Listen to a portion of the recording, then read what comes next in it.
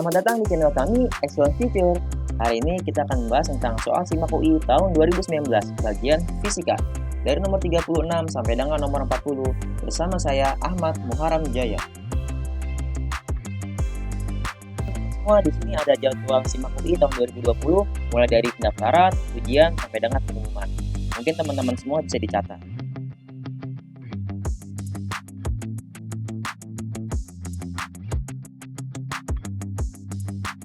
Teman-teman semua, jika teman-teman semua ingin mendapatkan video ini, silahkan download di bagian deskripsi.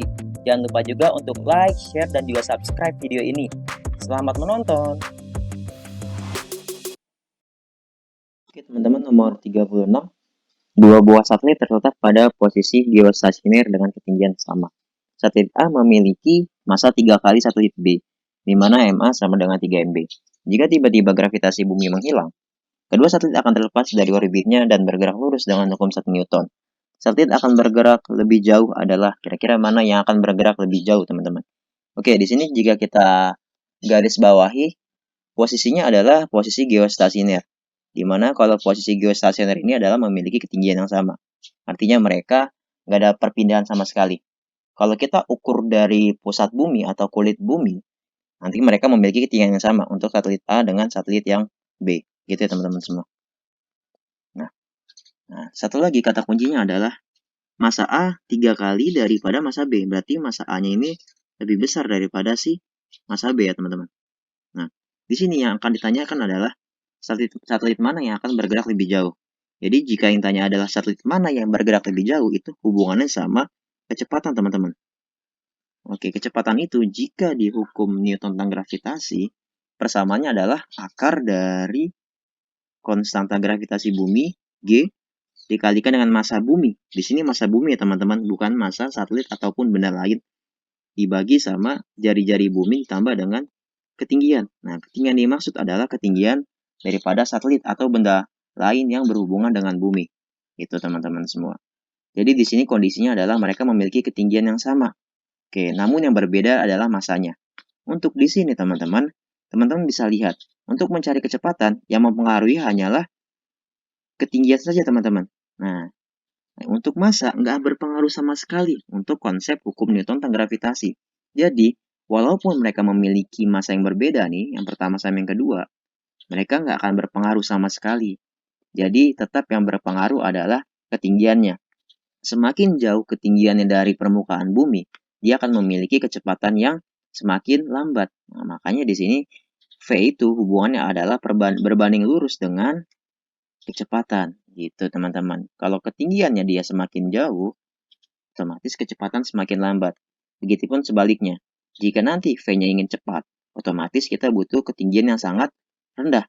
Gitu teman-teman. Jadi, untuk di kasus ini, mereka memiliki ketinggian yang sama. Otomatis, satelit mana yang akan bergerak lebih jauh? Otomatis, mereka nggak ada perubahan sama sekali. Mereka memiliki kecepatan dan juga ketinggian yang sama. Jadi, untuk di nomor 36, opsi yang tepat adalah opsi yang C. Ke-37, sebuah benda berbentuk silinder bermassa M memiliki massa jenis Rho lebih kecil daripada massa jenis air. Benda dimasukkan ke dalam silinder berisi air. Tidak ada air yang tumpah dari silinder tersebut. Jika luas alas benda adalah A dan massa jenis air adalah Rho 0, tinggi bagian benda yang terendam air adalah, oke teman-teman, di sini kata kuncinya adalah Rho lebih kecil daripada Rho air ya teman-teman semua. Jadi kalau kita gambarkan, Rho lebih kecil daripada Rho air di sini menunjukkan jika kondisi dia adalah terapung. Oke. Nah, yang menghubungkan dengan terapung, melayang, dan tenggelam adalah hukum Archimedes. Kalau kita gambarkan, di sini ada sebuah wadah berisi air. Nah, di sini ada bendanya. Jika dia terapung, dia akan berada di atas, teman-teman. Kalau terapung, hanya beberapa bagian aja yang terkena air. Jadi kalau digambarin, ini bagian yang terkena air. Sisanya bagian atas nggak kena air, teman-teman semua. Itu. Oke. Bendanya jika terapung, pasti dia memiliki gaya angkat ke atas sebesar FA. Oke. Dalam kondisi normal, dia juga pasti punya yang namanya gaya berat, arahnya menuju gravitasi atau pusat gravitasi bumi. Simbolnya adalah W. Oke. Di sini yang kita ingin cari adalah tinggi bagian benda tersebut. Oke. Tinggi di sini mungkin teman-teman tahu ya. Simbolnya adalah H. Height. Oke, untuk mencari ketinggian di sini, kita bisa hubungkan dengan hukum Archimedes, teman-teman, di mana gaya angkat besarnya sama dengan massa jenis dikalikan dengan gravitasi dikalikan dengan volume. Oke. Karena berhubung di sini dia memiliki dua gaya yang beratnya ke atas dan ke bawah. Nah, kita bisa hubungkan lagi teman-teman semua ke dalam hukum 1 Newton, di mana hukum 1 Newton berbicara soal resultan gayanya akan sama dengan 0. Nah, di sini dia memiliki dua gaya yang bekerja. Satu ke atas, yaitu gaya angkat, dilawan dengan gaya berat yang arahnya ke bawah. Kayak gitu, teman-teman. Jadi, si FA dikurang W sama dengan 0. Oke. Kalau kita bisa pindah ruas, W pindah ke kanan, jadi ntar FA besarnya sama kayak W. Oke. Nah, FA ini kita masukin teman-teman semua. Gaya angkat merupakan massa jenis dikalikan dengan gravitasi, dikali juga dengan volume. Nah, untuk W, besarnya sama dengan massa dikali dengan gravitasi. Nah, bagaimana kita mencari ketinggian? Ketinggian itu kita bisa masukin dari persamaan volume. Nah, volume untuk setiap benda yang 3 dimensi di persamaan matematika, semua pasti sama persamaannya. Di mana volume sama dengan luas alas dikali dengan ketinggian. Jadi teman-teman semua bisa masukin di sini volume sama dengan luas alas dikali dengan ketinggian. Oke, kita masukin. Sebelumnya di sini G-nya bisa kita coret ya teman-teman semua ya. Oke. Sekarang kita masukin G rho dikali dengan volumenya A dikali dengan ketinggian sama dengan M. Oke, kita ingin mencari H. H di sini adalah M, nanti pindah ruas ya teman-teman semua. Rho dikali sama A. Oke, rho yang dipakai di sini adalah rho dari fluida. Simbol rho fluida di sini adalah rho air, rho 0. Jadi kita masukin 0 di sini. Ya, teman-teman semua bisa lihat H sama dengan rho 0, H sama dengan M dibagi rho 0 dikali dengan A. Jadi jawaban yang tepat adalah yang bagian E. Nomor 38, di sini ada dua gambar. Di gambar A menunjukkan gasing memiliki jari-jari 70 cm dan momen inersianya 10 kg meter persegi. Serta berputar dengan kecepatan sudutnya omega sama dengan 10 radian per second. Gambar yang kedua yaitu gambar B menunjukkan gas yang berputar tersebut tertimpa dua bola pejal yang masing-masing masanya adalah 5 kg yang memiliki jari-jari 20 cm. Oke, ketika mereka menempel pada sebuah gasing, gasing itu akan berputar secara bersamaan. Maka yang tanya adalah kecepatan gasing sekarang adalah berapa? Oke teman-teman semua. Jadi kalau kita pecah satu persatu, di sini ada yang diketahui teman-teman semua ya. Pertama ada jari-jari, yaitu kita sebut saja R1 di sini. Kedua ada I1 ya, untuk kondisi pertama, kondisi ideal, yaitu gasing doang. Di sini ada kecepatan gasing, yaitu omega 1. Nah, di sini ada massa bola, berarti kita tulis saja MB, teman-teman. Nah, jari-jarinya 20 cm. Oke, di sini kita tulis saja jari-jari bola, yaitu RB. Oke, maka yang tanya di sini adalah kondisi kedua, yaitu ketika mereka berputar bersamaan dengan sebuah bola. Kita tulis saja di sini omega 2. Oke, teman-teman semua, untuk menyelesaikan masalah ini, kita bisa menggunakan persamaan hukum kekekalan momentum sudut, di mana momentum sudut kondisi 1 sama dengan di kondisi kedua. Untuk kondisi 1 teman-teman bisa lihat ya, di situ dia memiliki gasingnya aja, nggak ada tambahan bola. Jadi kita tulis saja, untuk momentum sudut kita pecah menjadi I dikalikan dengan omega. Di sini I1 dikalikan dengan omega 1.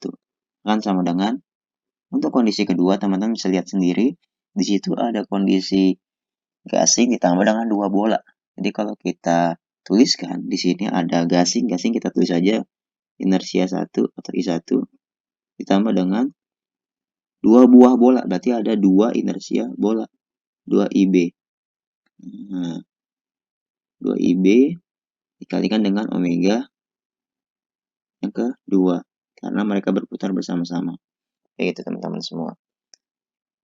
Nah, mencari nilai inersia bola dari inersia bola pejal ya. Oke, inersia bola pejal adalah IB sama dengan 2/5 daripada M bola dikalikan dengan jari-jari bola kuadrat. Nah, karena kebetulan dia berputar pada sebuah gasing, kita kombinasikan dengan inersia gasing juga teman-teman. Oke, MB juga, M massa bola dikalikan dengan jari-jarinya, jari-jari antara dari pusat gasing menuju ke pusat bola. Oke, besarnya sama dengan 50 cm ya. Oke, kita tulis dengan simbolnya R kuadrat aja. Oke, sekarang kita masukin angka teman-teman. IB sama dengan 2/5 dikalikan dengan MB nilainya 5 dikalikan dengan jari-jari bola yaitu 20 cm ya. Kita konversi menjadi meter, yaitu besarnya sekarang menjadi 0,2 meter. Jangan lupa kuadrat ditambah dengan massa bola 5 dikalikan dengan jari-jari antara pusat gasing menuju pusat jari-jari bola adalah 50 cm. Oke, kita ubah menjadi meter juga ya. Menjadi 0,5 meter, jangan lupa dikuadratkan. Sekarang kita hitung teman-teman. Oke, kebetulan 5 sama 5 bisa dibagi ya. Bisa coret aja teman-teman semua. Oke, tinggal 2 dikalikan dengan 0,2 kuadrat yaitu 0,04. Tambah dengan 5 dikalikan dengan 0,5 kuadrat yaitu 0,25. Oke, sekarang 2 dikalikan dengan 0,04. Besarnya menjadi 0,08. Tambah dengan 5 dikalikan 0,25 yaitu 1,25. Oke, 0,08 ditambah dengan 1,25 besarnya sama dengan 1,33. Oke, dari sini kita bisa sudah dapat nilai dari inersia bola. Sekarang kita masukin ke persamaan ini. Oke, sekarang kita masukin 10 dikalikan dengan 10 nilainya 100 sama dengan 10 ditambah dengan 2 dikalikan dengan 1,33 dikalikan dengan omega kedua. Oke, 100 sama dengan 10 ditambah dengan 2 dikali 1,33 nilainya adalah 2,66 dikalikan dengan omega 2. Oke, 100 sama dengan 10 ditambah 2,66 sama dengan 12,66 omega 2. Di sini kita ingin mencari omega kedua. Omega kedua sama dengan 100 dibagi, karena dikali jadi dibagi ya teman-teman, 12,66. Nilainya sama dengan 7,9 radian per second. Jadi untuk bagian ini jawaban yang tepat adalah, teman-teman bisa lihat sendiri ya, yaitu option yang B. Nomor 39, sebuah pemanas air dengan spesifikasi 100 watt 220 volt digunakan untuk memanaskan air sampai mendidih selama 15 menit. Apabila pemanas ini dipasang pada tegangan listrik 110 volt, waktu yang diperlukan sampai air mendidih adalah, oke teman-teman semua di sini punya spesifikasi. Spesifikasi dari sebuah alat pemanas. Oke, berarti ada spesifikasi yang harus dipenuhi. Oke. Di sini ada spesifikasi pertama adalah untuk wattnya itu sebesar 100 watt ya, atau kita tulis saja dengan simbol P1 teman-teman. Untuk 220 volt, teman-teman bisa tuliskan dengan voltase awal atau V1. Di sini juga ada kondisi awal yaitu T1. Nah, untuk yang kedua, nah jika dia ingin memakai kondisi yang kedua, yaitu ketika kondisinya itu menjadi 110 volt. Kita anggap menjadi nilainya V yang kedua. Oke, berarti waktu yang dibutuhkan adalah berapa? Oke, berarti yang ditanyakan adalah di sini nilai dari T2. Waktu yang dibutuhkan sampai dia mendidih jika nggak sampai 220 volt, atau tepatnya kita memakai yang 110 volt. Oke, teman-teman semua di sini kita perlu mencari dulu nilai siapa? Nilai dari si daya kondisi kedua jika dia memakai 110 volt. Oke, kita bisa menggunakan perbandingan antara nilai kondisi voltase awal dan voltase kedua. Oke, di mana rumus dari daya itu terhadap tegangan yaitu V kuadrat dibagi dengan R. R di sini adalah hambatan. Ya, teman-teman kita bisa pakai perbandingan P1 sama dengan kondisi ideal V1 kuadrat dibandingkan dengan kondisi kedua. Akan sama dengan V2 kuadrat juga. Oke, ketika dia dayanya menjadi 110, ketika dayanya itu saat tegangan 110 volt. Kita masukin. Daya pertama adalah 1000 watt dibagi, kita tulis saja P2 untuk kondisi kedua, sama dengan V1 kuadrat yaitu 220 dibagi sama 110. Oke, ini kita bisa menjadi kuadrat bersama ya. Oke, 220 dibagi 110 bisa dicoret teman-teman semua ya. Nilainya adalah 2. Jangan lupa nanti teman-teman dikuadratkan. Ya, 1000 dibagi P2 sama dengan nilainya 4/1. Untuk nilai P2 di sini kita bisa tuliskan 1000 dibagi 4 atau P2 sama dengan 250 watt. Oke, di sini teman-teman belum selesai ya. Karena yang dicari adalah waktunya. Nilai waktu teman-teman bisa kaitkan antara nilai daya dengan usaha. Di mana daya sama dengan usaha atau energi dibagi dengan waktu. Nah, jadi di sini kalau kita mencari waktu, kita jadikan aja persamaan energi, di mana energi sama dengan daya dikalikan dengan waktu. Oke, di sini kita sebut ada kondisi pertama dan kedua juga ya, di mana energi mereka semua nilainya sama. E1 sama dengan E2. Oke, sekarang kita masukin nilainya.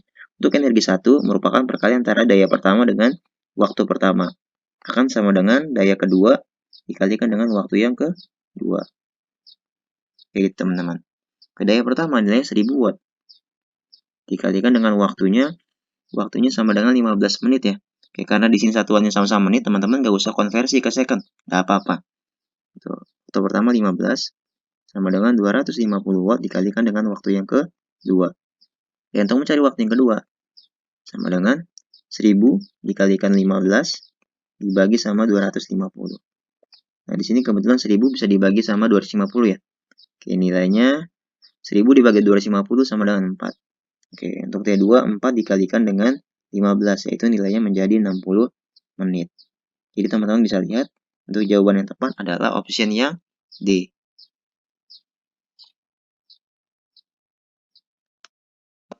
Tidak semua kalor yang masuk ke dalam suatu sistem dipergunakan untuk melakukan kerja. Oke, kerja di sini simbolnya adalah teman-teman bisa tahu ya, yaitu W.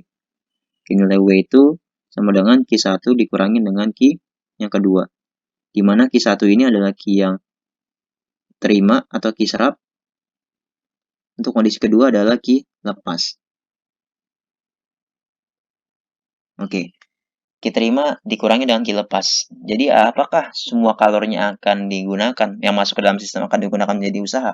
Enggak juga ya teman-teman semua. Jadi di sini teman-teman bisa lihat, Q1 dikurangi oleh Q2. Jadi sebagian ada yang diterima, sebagian juga dilepas. Oke. Sebab mesin Carnot merupakan mesin yang dalam satu siklus menggunakan dua proses adiabatis dan proses isotermis. Oke, teman-teman bisa lihat di sini. Untuk suatu sistem Carnot atau siklus Carnot, diagramnya seperti ini. Ini grafik tekanan terhadap volume ya. Jadi gambarnya itu seperti ini. Oke, teman-teman bisa lihat. Di sini ada yang tidak terlalu curam atau grafik yang landai. Ada dua grafik yang landai ya. Nah, dua grafik yang landai ini merupakan grafik isotermis, artinya suhunya tetap. Isotermis atau isotermik atau isotermal juga boleh. Untuk yang di sini, grafik yang sangat curam, ini merupakan grafik dari adiabatik. Nah, jadi di sini teman-teman bisa simpulkan sendiri ya. Ternyata grafik dari mesin Carnot merupakan dua proses dari adiabatik dan juga proses isotermik. Jadi sebabnya juga betul. Oke, untuk pernyataannya betul, sebabnya juga betul. Apakah mereka berhubungan? Mereka tidak berhubungan sama sekali. Jadi pertama ngomongin soal usaha, yang kedua ngomongin soal mesin Carnot. Jadi jawaban yang tepat adalah yang B ya.